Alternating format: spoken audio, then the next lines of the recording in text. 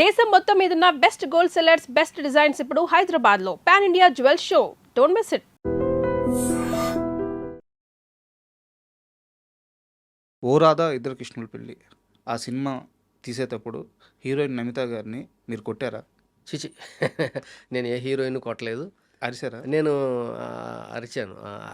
అరవడం అంటే నేను అరవను హీరోయిన్స్ని కూడా, ఆల్మోస్ట్ అలుగుతాను.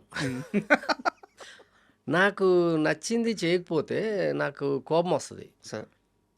మ్యాక్సిమం. అయినా నేను ఎవరిని అరవడం తిట్టడం ఆ ప్రెజర్స్ తీసుకొని అసలు నేను. సార్. బట్ నేను చాలా హట్ అయిపోతాను. నేను సినిమా కోసమే కదా చేస్తున్నావు, ఎందుకు నువ్వు సినిమా కోసం వచ్చావు, నేను సినిమా కోసం ఎందుకు చేయవు అన్నది వస్తుంది. అప్పుడు ఒక దినేష్ మాస్టర్ ఒక స్టెప్ కంపోజ్ చేశారు. సార్. కంపోజ్ చేస్తే నమిత చేయనంది ఆ స్టెప్ శ్రీకాంత్ గారితో. శ్రీకాంత్, ప్రభుదేవ, నమిత ముగ్గురు. క్లైమాక్స్ బిఫోర్ సాంగ్ అది చాలా ఖర్చు పెట్టి భగవాన్ అనే వాళ్ళు భారీ సెట్లు వేసి చాలా బాగా చేస్తున్నాం పాట. సార్. అయితే నమిత మార్నింగ్ 9 o'clock అలాగా స్టార్ట్ అయింది. 10 o'clock అలాగా డ్యాన్స్ మూమెంట్ చెప్పారు. అప్పటిదాకా 2-3 సార్లు చేసాము. 11 ఐ థింక్ 11-11:30 ఆ టైంలో ఈ డ్యాన్స్ చూపించాడు మాస్టర్. నేను ఈ డ్యాన్స్ చేయను అంది.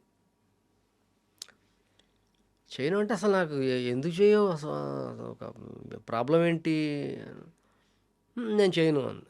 ఆ అమ్మాయి ఒక మాట్లాడి కన్విన్స్ చేసి, డైరెక్టర్ కన్విన్స్ అయిపోయి ఆ కైండ్ ఆఫ్ అమ్మాయి కాదు. షార్ట్ అవ్వగానే వెళ్ళిపోయి పడుకుంటుంది, మళ్ళీ షార్ట్ పిలవంగానే వస్తుంది. చాలా ఒక లేజీ హీరోయిన్ నేను చూసిన హీరోయిన్స్లో. అంటే ఒక అగ్రెసివ్నెస్, చెయ్యాలి, ఇరగదీయాలి, పర్ఫార్మెన్స్ చేయాలి, ఆ కైండ్ ఆఫ్ హీరోయిన్ కాదు నమిత. ఒక తక్కువ మాట్లాడుద్ది, ఎవరితో ఎక్కువ మాట్లాడదు. ఈవెన్ దో హీరోలు అయినా సరే, హీరోలు, డైరెక్టర్లు, ప్రొడ్యూసర్లు ఎవరితో ఒక వెరీ లెస్ టాకింగ్ గర్ల్ అమ్మాయి. తక్కువ మాట్లాడుద్ది, ఎక్కువ దూరంగా ఉంటుంది లొకేషన్లో. షార్ట్కి వచ్చి చేసి వెళ్ళిపోతుంటుంది. అలాంటిది చేయను అని అంది.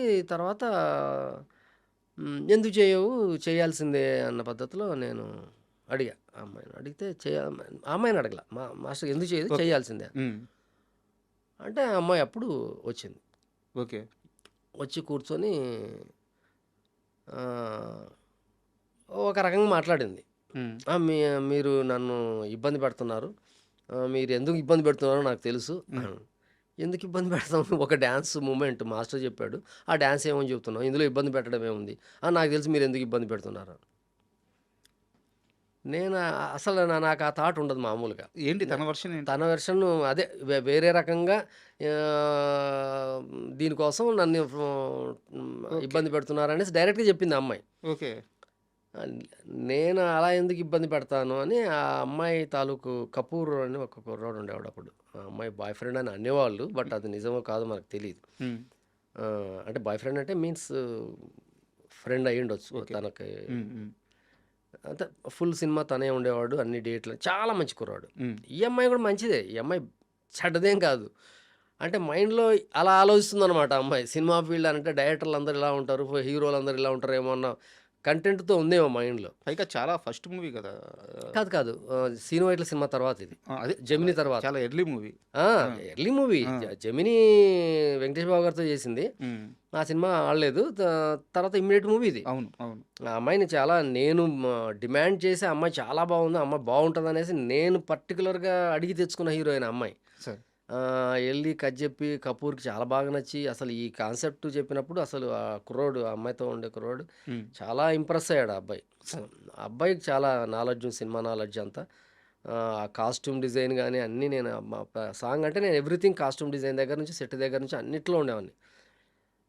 చెబితే నాకు ఆ అమ్మాయి అన్న మాట నాకు గట్టిగా తగిలింది. మీరు ఇంకో మనసులో ఓడి పెట్టుకొని నువ్వు నన్ను ఇలాగ టార్చర్ చేస్తున్నావు అన్న మాట గట్టిగా తగిలింది. షూటింగ్ ముందు బ్రేక్ చెప్పేసాం. 11:30కి బ్రేక్ అన్నది చెప్పం మామూలుగా. అంత పెద్ద సెట్టు, డాన్సర్సు, ప్రొడ్యూసరు హట్ అవ్వచ్చు, అయినా సరే బ్రేక్ చెప్పేసాం. బ్రేక్ చెప్పేసి అమ్మాయి తాలూకు కపూర్ ఉన్నాడు కదా, అతన్ని పిలవండి అని చెప్పా. అతను ఈ ఇష్యూ చెప్పింటారుగా, మేనేజర్లు ఎవరు పోస్ట్ చేసి ఉంటారో, అర్జెంటుగా వచ్చాడు. అతను వచ్చేసాడు. ఏంటి ప్రాబ్లమ్ అంటే, ఇది ప్రాబ్లమ్ ఒక స్టెప్ చెప్పాము. అమ్మాయి చేయనంటుంది. ఎందుకు చేయనంటుంది? ఈ విషయం చెప్పలేదు ఇంకా. ఇలా నాతో అంది అన్న విషయం చెప్పకుండా ఇలాగా చేయనంటుంది. చేయాల్సిందే ఆ అమ్మాయి అన్నాను. ఆ అమ్మాయి ఎందుకు చేయదు? ఆ స్టెప్ ఎందుకు చేయదు? దాంట్లో ఇబ్బంది ఏముంది?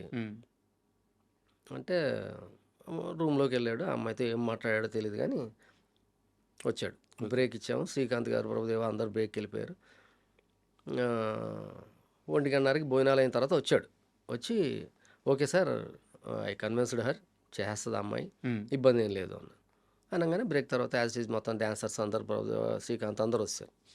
వచ్చేసి శ్రీకాంత్ గారికి వెళ్ళి రెడీ అంటే నేను డాన్స్ మాస్టర్తోనే చెప్పాను, మా అమ్మాయి చేస్తుంది, షార్ట్ కంపోజ్ పెట్టేసేయండి. ఓకే. అంటే వీడు మాస్టర్ దినేష్ వెళ్ళి చెప్పినట్టున్నాడు. శ్రీకాంత్ గారు నేను చేయను అన్నాడు. నేను చేయను అన్నాడు. నాకు రైట్ థింగ్ అనిపించింది. Yes, tit for tat, correct. ఎందుకు ఆయనతో నువ్వు చేయనన్నప్పుడు, ఆయన ఈ స్టెప్ నువ్వు చేస్తానన్నప్పుడు నేను చేయాలా అన్నట్టుగా. అంటే అలాంటి ఈగోలకు పోని హీరో మన తెలుగు ఇండస్ట్రీలో ఎవరు ఉన్నారంటే మంచి గోల్డ్ శ్రీకాంత్ గారు. అసలు ఏమాత్రం అసలు ఎవరిని ఏమి ఇబ్బంది పెట్టడు. ఎంత ఆయనకే ఇబ్బంది అంటే అలక కాదు అది.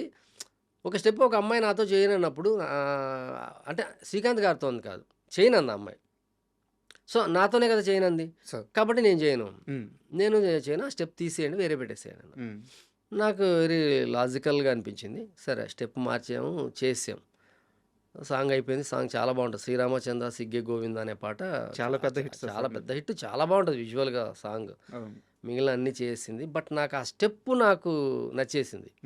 అది స్టెప్ చాలా మంచి స్టెప్. ఈ ఇరిటేషన్లో అది సరిగ్గా ఆ కాస్ట్యూమ్కి అసలు ఎంత బాగా కంపోజ్ చేశాడు దినేష్ అనుకున్నా. అంటే నమిత హైట్కి ఇద్దరు కుర్రాళ్ళని టీజ్ చేస్తున్న లైక్ సాంగ్ అది. అదే. సో తర్వాత ప్రభుదేవతో పాట చేస్తున్నాం. పాట చేసేటప్పుడు ఆ స్టెప్పు ప్రభుదేవ గారికి కన్విన్స్ చేసి ఆ డ్యాన్స్ మాస్టర్ని అక్కడ చేయమని చెప్పాం. ఓకే. ప్రభుదేవతో. అప్పుడు ఆ స్టెప్ చేసాం. ఇప్పుడు సినిమాలో కూడా ఉంటుంది. ప్రభుదేవ పైన భుజం పైన కాలేసి స్టెప్ ఉంటుంది ఒకటి. ఓకే. ఆకు ఒక్క వేసి అనే పాట. అలాగా అంటే సినిమా అప్పుడు బాంబే నుంచి వచ్చే హీరోయిన్స్ అందరూ ఏంటంటే, కొంతమంది ఇక్కడ జరగవచ్చు, జరగకపోవచ్చు సినిమా ఫీల్డ్లో. ఈ ఇలా ఉంటుంది, అలా ఉంటుంది అని చెప్పేవాళ్ళు ఎక్కువ ఉంటారు. అప్పుడే బాంబే హీరోయిన్స్ హవా ఎక్కువగా పెరుగుతున్న టైం అది. అక్కడి నుంచి వచ్చే వాళ్ళంతా చాలా సెక్యూర్డ్గా ఇక్కడ సినిమా ఫీల్డ్కి వెళ్తే ఇలాంటి ప్రెజర్స్ ఉంటాయంట, ఇలా అడుగుతారంట, ఇలా పిలుస్తారంట అనుకునే డేస్ అనమాట. ఇప్పుడు అలాగే ఉంది, అప్పుడు అలాగే ఉంది, అంతకుముందు కూడా అలాగే ఉండి ఉంటుంది. ఆ టైంలో ఆ అమ్మాయి అలా ఫీల్ అయ్యింది. ఓకే. డైరెక్టర్ ఏదో మనసులో పెట్టుకొని ఇలా చేస్తున్నాడని. బట్ ఆ తర్వాత మళ్ళీ బట్ ఇక్కడ అమ్మాయికి తెలిసి ఉండకపోవచ్చు. ఎందుకంటే నాగేశ్వర రెడ్డి అనే వ్యక్తి కొత్తగా ఆ సినిమా తీయట్లేదు. అంతకుముందే 4 సినిమాలు ఉన్నాయి.